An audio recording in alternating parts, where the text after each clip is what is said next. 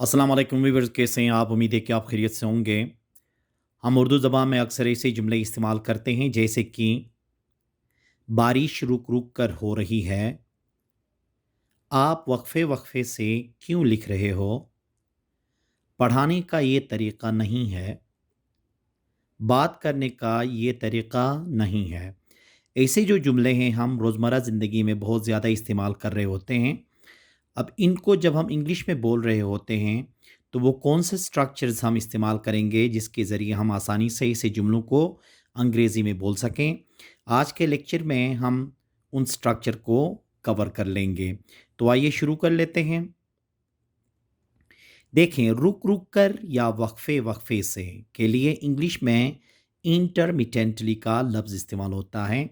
Intermittently का मतलब क्या है? कोई भी चीज़ वक्फे वक्फे से या रुक रुक के हो जाती है तो उसको बयान करने के लिए इस्तेमाल होता है। अगर इसका हम स्ट्रक्चर बना लें तो वो कैसे बनाएंगे? देखें, पहले सेंटेंस, फिर उसके बाद हम इंटरमिटेंटली लगा लेंगे। अब ये सेंटेंस आपको पता है कि ये माजी का भी हो सकता है, ये फ्यूचर का भी हो सकता है, ये प्रेजेंट का भी हो सकता है। उसके फ़ौरन बाद क्या कर सकते हैं हम लोग? इंटरमिटेंटली का इस्तेमाल कर सकते हैं। जैसे कि देखें, बारिश रुक रुक कर हो रही है। बारिश रुक रुक कर हो रही है, इसको हम अलग तरीके से भी कह सकते हैं जैसे कि वक्फे वक्फे से बारिश हो रही है।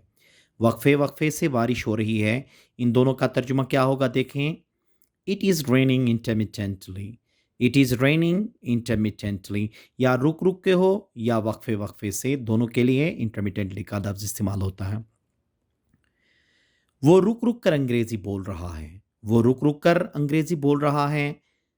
दूसरे तरीके से क्या कह सकेंगे? वो वक्फे वक्फे से अंग्रेज़ी बोल रहा है। वो वक्फे वक्फे से अंग्रेज़ी बोल रहा है। He is speaking English intermittently. He is speaking English intermittently. वो रुक रुक कर चल रहा था। वो रुक रुक कर चल रहा था, या वो वक्फे वक्फे से चल रहा था।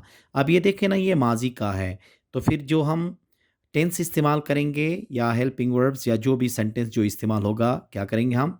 माजी का करेंगे। जैसे कि he was walking intermittently. He was walking intermittently. आप रुक रुक कर क्यों लिख रहे हो? आप रुक रुक कर क्यों लिख रहे हो, या आप वक्फे वक्फे से क्यों लिख रहे हो? ट्रांसलेशन होगा, देखें, why are you writing intermittently. Why are you writing intermittently. वक्फे वक्फे या रुक रुक के लिए क्या इस्तेमाल होगा? इंटरमिटेंटली का लफ्ज़ इस्तेमाल होता है, और इसके ज़रिए हम ऐसे जुमलों का तर्जुमा कर सकते हैं या अंग्रेज़ी में इसका इस्तेमाल कर सकते हैं।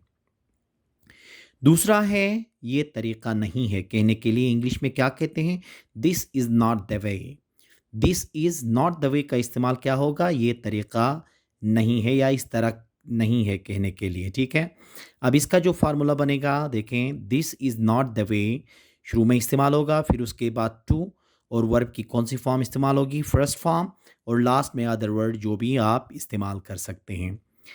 जैसे कि देखें, पढ़ाने का ये तरीक़ा नहीं है। पढ़ाने का ये तरीक़ा नहीं है, क्या होगा? This is not the way to teach. This is not the way to teach. बात करने का ये तरीक़ा नहीं है। बात करने का ये तरीक़ा नहीं है। This is not the way to talk. This is not the way to talk. पूछने का ये तरीक़ा नहीं है। पूछने का ये तरीक़ा नहीं है। This is not the way to ask. This is not the way to ask. तो ये जो दो स्ट्रक्चर्स जो हैं हमारे रोज़मर्रा ज़िंदगी में बहुत ज़्यादा इस्तेमाल होते हैं। जब हम अंग्रेज़ी बोल रहे होते हैं तो ऐसे जुमले जो अंग्रेज़ी में हम बोलना चाहेंगे, तो इन दोनों स्ट्रक्चर को इस्तेमाल करके आसानी से हम बोल सकते हैं। तो जितने स्ट्रक्चर हम ज़्यादा इस्तेमाल करेंगे, जितना प्रैक्टिस ज़्यादा कर लेंगे, इतना अंग्रेज़ी ज़बान हमारे लिए बहुत ज़्यादा आसान होगी।